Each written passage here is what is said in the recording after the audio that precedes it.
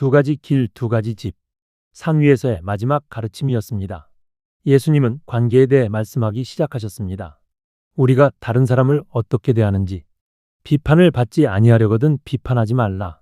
간단하고 명확했습니다. 비판하지 마십시오. 너희가 비판하는 그 비판으로 너희가 비판을 받을 것이요 너희가 헤아리는 그 헤아림으로 너희가 헤아림을 받을 것이니라. 부메랑의 법칙이었습니다. 당신이 던진 것이 당신에게 돌아옵니다. 가혹한 잣대로 남을 재면 같은 잣대로 당신이 재어집니다. 그리고 예수님은 우스꽝스러운 그림을 그리셨습니다.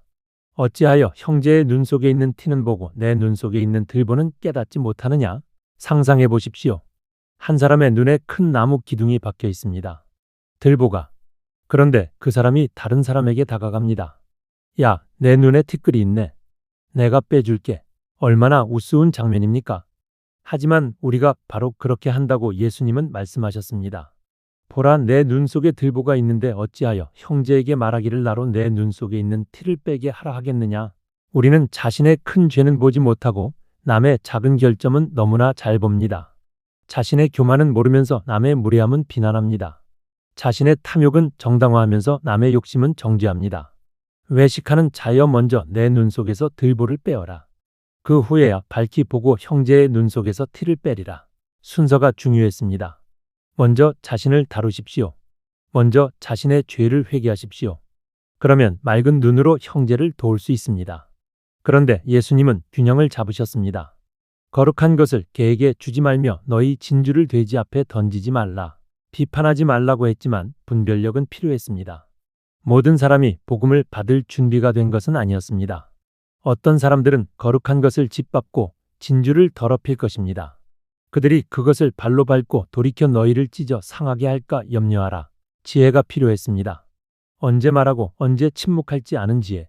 그리고 주제가 바뀌었습니다. 기도로. 구하라 그리하면 너희에게 주실 것이요. 간단한 약속이었습니다. 구하십시오. 찾으라 그리하면 찾아낼 것이요. 계속 찾으십시오. 문을 두드리라 그리하면 너희에게 열릴 것이니 포기하지 말고 두드리십시오. 구하는 이마다 받을 것이요 찾는 이는 찾아낼 것이요 두드리는 이에게는 열릴 것이니라. 보장이었습니다. 확신이었습니다. 하나님은 응답하십니다. 예수님은 설명하셨습니다. 너희 중에 누가 아들이 떡을 달라 하는데 돌을 주며 생선을 달라 하는데 뱀을 줄 사람이 있겠느냐? 아버지를 생각해 보십시오.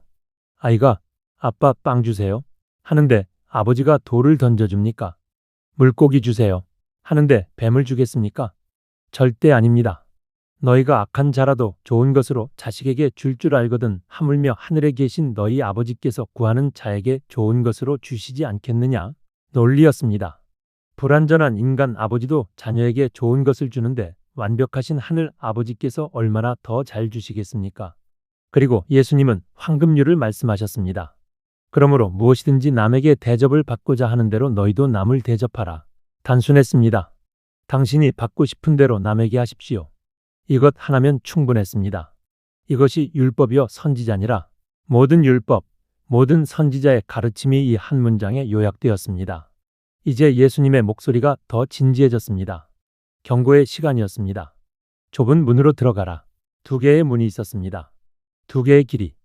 멸망으로 인도하는 문은 크고 그 길이 넓어 그리로 들어가는 자가 많고 넓은 문. 쉬운 길. 모두가 가는 길. 군중을 따르는 길. 편안한 길. 생명으로 인도하는 문은 좁고 길이 협착하여 찾는 자가 적음이라. 좁은 문. 어려운 길. 적은 사람만 가는 길. 역류하는 길.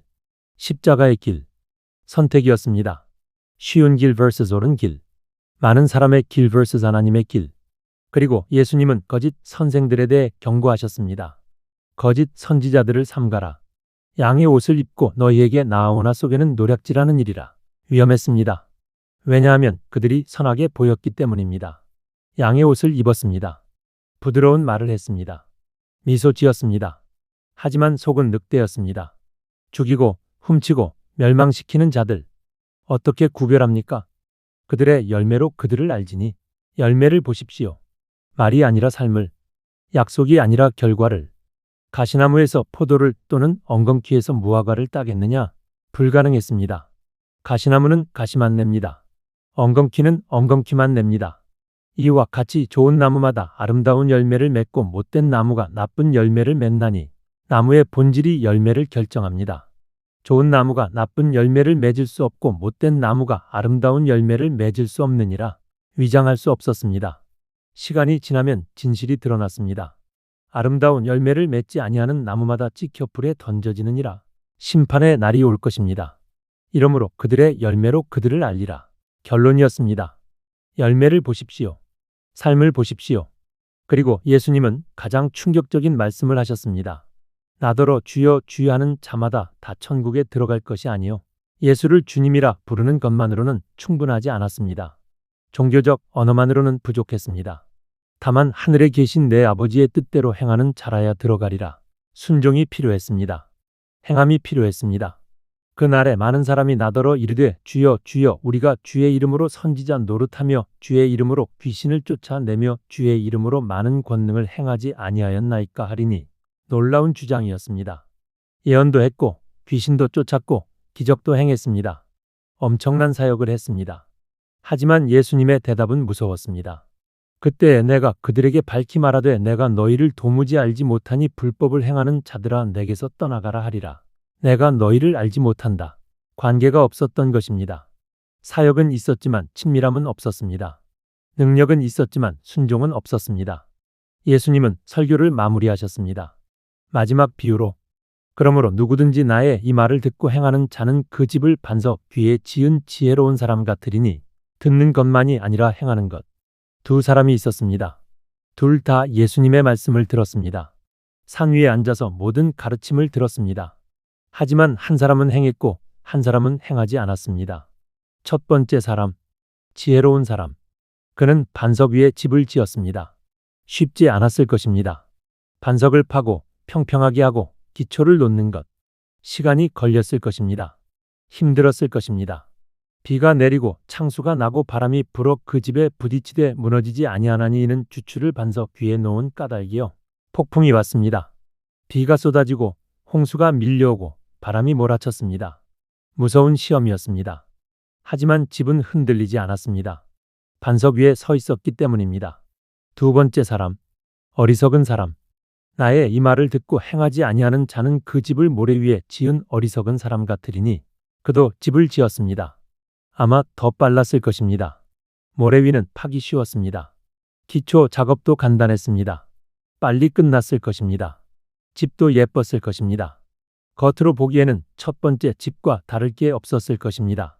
하지만 폭풍이 왔을 때, 비가 내리고 창수가 나고 바람이 불어 그 집에 부딪힘에 무너져 그 무너짐이 심하니라. 무너졌습니다. 완전히, 심하게. 왜? 기초가 없었기 때문입니다. 두 집의 차이는 폭풍이 왔을 때 드러났습니다. 평상시에는 몰랐습니다.